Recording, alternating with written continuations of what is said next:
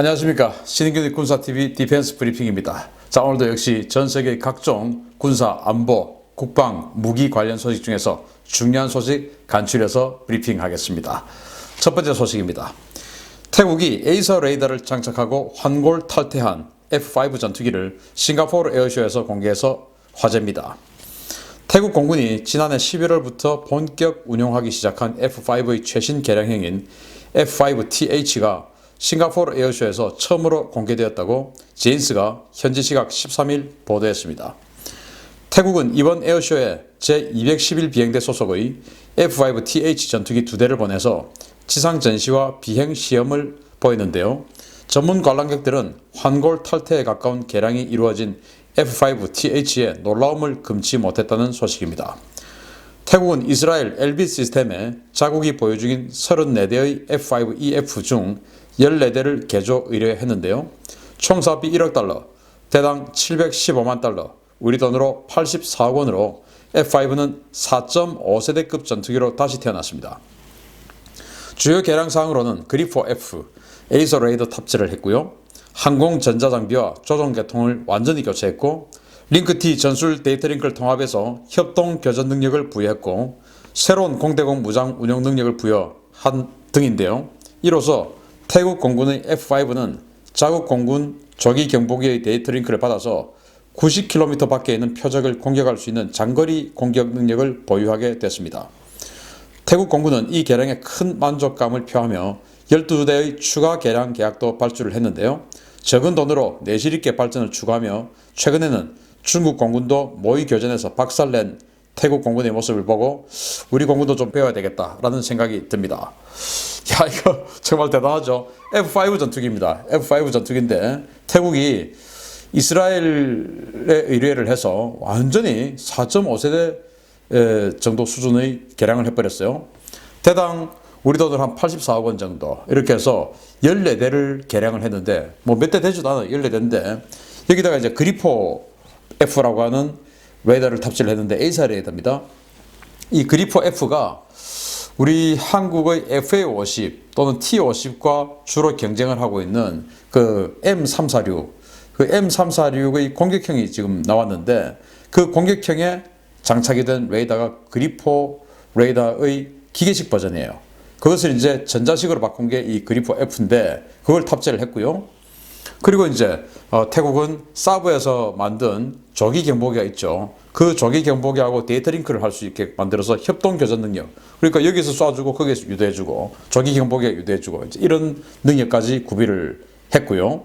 그러면서 이 조종석이라든지 이 항전 장비를 완전히 디지털화, 완전히 세대가 2세대에서 갑자기 점프를 해서 4.5세대로 점프를 하는 이런 엄청난 개조 능력을 보여줬는데, 야, 암람 미사일 유도를 할 수 있습니다. 그리고 단거리 미사일로는 IRST, 그러니까 한 30km 날아가는 적외선 추적, 열추적 미사일인데 굉장히 성능이 좋죠. 그 IRST. 그리고 중장거리 미사일은 암람 C5 이런 건데 한 75km 정도를 사격을 할 수가 있죠. 그리고 암람 C7 이런 거는 100km 이상 120km를 쏠 수가 있죠. 그래서 이런 정도로 F5를 개조를 해가지고 근데 가격이 정말 생각보다는 많이 쌉니다. 84억 정도의 기존 전투기를 완전히 이런 식으로 바꾸었다. 야, 진짜 우리 한국 공군의 F5를 생각하면 이건 완전히 다른 전투기예요. 한국 공군 F5는 레이더는 없는 거나 마찬가지고요. 한 20km밖에 안 보이니까 눈으로 봐도 20km는 보이죠. 야간전 능력 전혀 없고 지금 강릉 비행장에 있는 이런 F5 사실은 야간에 출격하면 안 되는 비행기들입니다. 이착륙을 도와주는 그런 야간 이착륙을 도와주는 장치도 없어요. 그냥 조종사의 기량에 의해서만 착륙하는 완전히 원시적인 전투기예요. 이런 것들을 4.5세대 그러니까 F-16 이상급으로 교체를 했다. 이야, 정말 대단한데 이 정도 돈이면 지금 우리 한국 공군이 KF-X를 개발을 하고 있는데 그 KF-X의 개발이 좀 늦어지면서 우리 F5를 좀 더 써야 되거든요. 원래는 F5 2020년대 중반에 다 퇴역을 하려고 했는데 이거 제가 아무리 봐도 2030년대 초반까지는 써야 됩니다. 자, 그러면은 10년만 쓰면 퇴역할 건데 그건 뭐하러? 아닙니다. 10년 동안 우리 안보가 괜찮습니까? 그래서 저는 수원 비행장에 있는 그 F5 정도는 이런 식으로 개조 개량을 할 필요가 있지 않을까. 그러면은 수원비행장에 우리 이제 제공호 1980년대 우리가 그 라이센스 생산한 제공호 있지 않습니까? 그 F5 EF 제공호 버전. 그게 이제 현재 한국 공군이 가지고 있는 F5 중에서 가장 새 거죠. 그러니까 한 5년, 6년 이 정도 된 전투기들이에요. 이걸 이런 식으로 개조하면 태국보다 훨씬 더 잘 쓸 수가 있죠. 그래서 우리도 개조를 하면서 이 737 조기 경보기하고 데이터 링크 시스템, 링크 16 같은 거 집어넣고 이렇게 하고 암람 쓸 수 있게 하면은 북한에 북한에 존재하는 모든 전투기들 다 이길 수 있습니다. 미그 29마저도. 그러면은 이 F5 가지고 수도권 제공을 하고, 사실 이 F5가 워낙 폭장량이 적다 보니까 이게 뭐 폭격 능력이 별로 없지 않습니까? 그래서 F16들은 이제 지상 타격을 하는 위주로 쓰고 이 F5로 수도권 제공을 할 수도 있는 거예요. 왜? 암람 미사일을 가지게 되면은 북한 미그 29다, 미그 23이다 전부 다 이길 수가 있으니까 이 737 조기 경보기 PSI하고 딱 데이터 링크를 하면은요, 이런 식으로 하면은 제가 계산을 해봤더니 태국이 14대 대당 84억을 주고 했으면 우리가 한 40대 정도로 하면 한 75억 원 정도 할 수 있지 않겠습니까? 그러면은 우리는 한 300억 원을 투자하면 40대의 전투기를 향후 한 10여 년간 완전히 최신형 성능으로 쓸 수 있는 겁니다. 이렇게 싼 게 어디 있습니까? 그러니까 T-50 전투기 또는 FA-50 전투기 한 대 가격으로 이 개량에 투자를 하면은 한 40대의 전투기를 완전히 F-16 이상급으로 쓸 수가 있다? 이거를 우리도 좀 해야 되지 않겠냐. 그래서 개량 정말 인색하면 안 됩니다. 제가 항상 주장하는 거지만 우리 한국군은요, 무조건 새 거 사달라, 새 거 사달라. 군인들하고 이야기하면 예산은 신경 쓰지 마세요. 뭐 연구 용역 제가 많이 하지 않습니까? 예산은 신경 쓰지 말고 이야기하세요. 이럽니다. 정말 참 듣기 불쾌하죠, 그죠? 듣기 불쾌하시지 않습니까? 예산 신경 쓰지 않는 게 어디 있습니까? 저는 국민의 한 사람으로서 예산이 너무너무 신경 쓰이는데 예산 신경 쓰지 말고 적으라 이겁니다. 자기 돈 아니니까. 그런데 우리는 내 돈이니까 제발 좀 싸게 쓰자 이겁니다. 그래서 태국이 하는 거 이거 좀 따라해야 되겠다라는 생각이 확 듭니다. 자, 두 번째 소식입니다. 북대서양조약기구 나토가 러시아의 신형 지대지 순항 미사일을 INF 조약 위반으로 정식 규정하고 공동으로 이에 대한 대응 조치를 취하기로 결의했습니다. 미국의 중거리 핵전력 협정, 즉 INF 탈퇴 명분을 줬던 러시아의 SSC-8 지대지 순항 미사일에 대한 규정을 보류해왔던 나토가 현지 시각 13일 국방장관 회의를 갖고 SSC-8은 INF 위반이자 유럽에 대한 위협이며 나토는 이에 대한 공동 대응을 할 것이라고 천명했습니다. 젠스 스톨텐버그 나토 사무총장은 13일 브뤼셀에서 열린 나토 강요 회의에서 나토 회원국들은 러시아의 새로운 SSC-8 지대지 순항 미사일에 대해 공동 대응하기로 결의했다라면서 미국과 러시아의 중거리 미사일 분쟁에서 나토는 사실상 미국의 편에 서겠다는 뜻을 밝혔습니다. 이와 관련해 나토는 러시아의 SSC-8 미사일 배치에 대해서 균형 있고 방어적인 조치를 취하기로 회원국들 간 합의를 마쳤다면서 나토 회원국들도 러시아의 SSC-8 미사일에 상응하는 공격 무기와 방어 체계 구축에 나설 것임을 시사했습니다. SSC-8은 러시아의 신형 지대지 순항 미사일 9M729의 나토 분류명으로 함대지 순항 미사일인 칼리브르를 개량한 물건인데요. 최대 5,500km의 사정거리를 초저공으로 비행할 수 있고 핵탄두 탑재가 가능해서 배치 초기부터 INF 위반 논란을 촉발시켰습니다. 나토가 러시아의 SSC-8에 대한 공동 대응에 합의했음을 천명함에 따라서 미국이 폴란드와 루마니아에 구축 중인 이지스 어쇼어 시스템 사업은 더욱 탄력을 받을 것으로 보이는데요. 이와 별개로 나토 회원국들의 요격 미사일과 지대지 공격 무기 도입도 더욱 확대될 전망입니다. 자, 나토, 그러니까 나토 사령관은 미국이지만 여기 소속국들은 유럽 나라들이죠. 그리고 이제 나토 사무총장이 지금 이 이야기를 했다라고 하는 것은 유럽 국가들의 입장을 지금 밝힌 겁니다.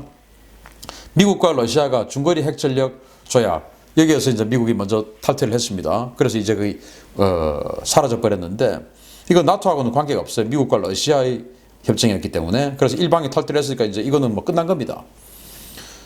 그런데 사실은 나토 이 유럽 국가들이 간을 보고 있었죠. 러시아 지지를 할 것이냐, 아니면 미국을 비난할 것이냐, 미국 지지를 할 것이냐, 간을 보고 있다가 러시아가 이 SSC 에이스를 완전히 쫙 깔아버리니까 아니 이 5,500km짜리 미사일 지금 우랄산맥 서쪽으로 쫙 배치를 했는데 이 우랄산맥 서쪽에 있는 이 5,500km 미사일이 미국 동부까지 못 날아가죠. 당연히 이 타겟은 동유럽과 서유럽입니다. 그러니까 이제 메르켈 총리 아주 뭐 반미 그 행각을 해오다가 이제 갑자기 발등에 불이 떨어진 거 아니겠습니까? 마크롱하고 메르켈이 둘이 손잡고 지금 이제 반 트럼프, 반미 이런 것들을 확 지금 엑셀레이터를 당기다가 지금 이제 뜨거라 되니까 이제 미국에게 우리 좀 도와줘 이제 이렇게 하는 거예요. 그러면서 미국 보고 니들이 좀 막아라 이제 이렇게 하는 거 아니겠습니까? 그런데 트럼프 대통령은 훅 끼지 마. 막고 싶으면 미사일 사. 돈 내. 이거 아니겠습니까? 앞으로 나토 그러니까 독일, 프랑스가 주축이 되어서 이 유럽 국가들이 반미 정책을 펼치려고 사실은 굉장히 많이 진행이 되고 있었는데 이제 이 트럼프 대통령이 INF를 폐기함에 따라서 아마 이 유럽 국가들이 자신들의 안보 때문에 미국에게 다시 함부로 하지 못하는 이런 상황으로 백할 것 같다. 그래서 메르켈, 마크롱 이 사람들 지금 코가 납작하게 되겠다라는 생각을 해봅니다. 5,500km 이하의 미사일, 그 유럽 때문에 미국이 그동안 러시아하고 지켜줬던 건데 아니 유럽이 우리가 미국보다 못한 게 뭐 있냐? 인구도 더 많고 그러니까 우리도 유럽군 창설하자 이렇게 나오니까 그냥 트럼프가 폐기를 해버렸죠. 나토 국가들, 유럽 국가들 지금 뭐 발등에 불이 떨어졌습니다. 자, 다음 소식입니다.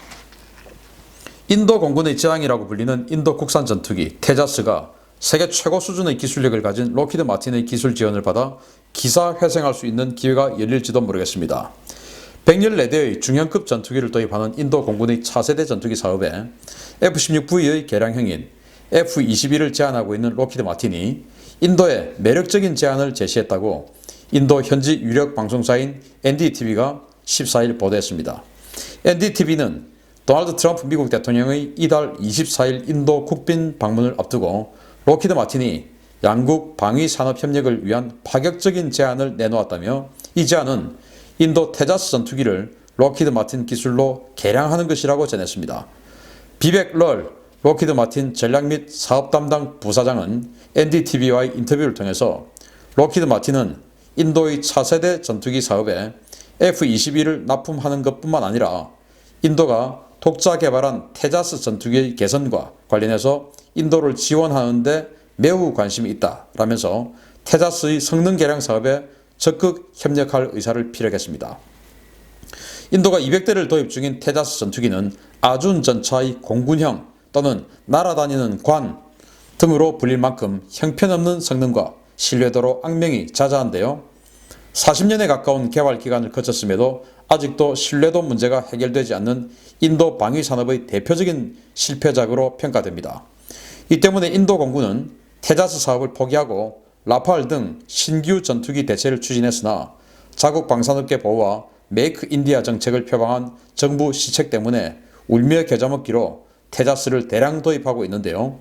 인도 공군의 가장 가려운 것을 정확히 짚은 록히드 마틴의 이번 제안이 과연 받아들여질지 귀추가 주목됩니다. 자, 인도가 지금 공군이 차세대 전투기 사업을 하고 있는데 114대예요. 여기에 미국의 F-16V 근데 이제 F-16V를 F-21이라는 이름으로 제안을 했고 그리고 또 보잉은 F-18EF 슈퍼 호넷 또 제안을 했고 그리고 라팔 그리고 스웨덴은 또 그리펜 그리고 러시아는 미그 35 이런 식으로 이제 제안을 했어요. 자, 미그 35 같은 경우는 지금 인도가 해군에서 미그 29K 쓰고 있으니까 뭐 상호 운영선 맞지 않느냐 이제 이렇게 하는 것이고 그리고 이제 슈퍼호넷 같은 경우는 또 해군의 항공모함용으로 지금 제안을 또 했지 않습니까? 그러니까 해공군 같이 쓰면 더 좋지 않느냐 이제 이렇게 또 홍보하는 것이고 라팔은 지금 인도 공군이 36대를 구매를 했으니까 또 더 하면 더 좋지 않느냐 또 이렇게 지금 제안을 하는 것이고 이제 그리펜은 싸고 좋지 않느냐 이제 이건데 아무튼 이렇게 해서 경쟁을 하고 있는데 여기에 록히드 마틴이 이제 한 수 더 놓은 것이죠. 니들 테자스 전투기 이거 서로 안 쓰려고 지금 난리 아니냐. 이거 쓸 수 있게끔 좋게 개량해 줄게. 이제 테자스 블락 2를 지금 하거든요. 그것도 지금 한 100대 생산을 하려고 해요. 그거 잘해줄게. 이제 이렇게 되는 것이죠. 그리고 테자스 전투기를 또 항공모함 탑재형으로도 지금 만들려고 하지 않습니까? 그런 거 이제 손봐줄게. 이렇게 되는 것입니다. 물론 공짜는 아니겠죠. 그렇지만은 인도 공군 입장에서는 공짜든 공짜 아니든 이거 정말 날아다니는 관이라고 막 하는데 이거를 성능 개량해주면 대단히 좋겠죠. 그래서 만약에 F-16V를 선정을 하고 또 테자스를 아주 업그레이드를 하고 이렇게 되면 인도가 나름 괜찮은 공군력을 가지게 되겠다라는 생각을 해보면서 인도가 어떤 선택을 할지 기추가 주목됩니다. 마치겠습니다. 감사합니다.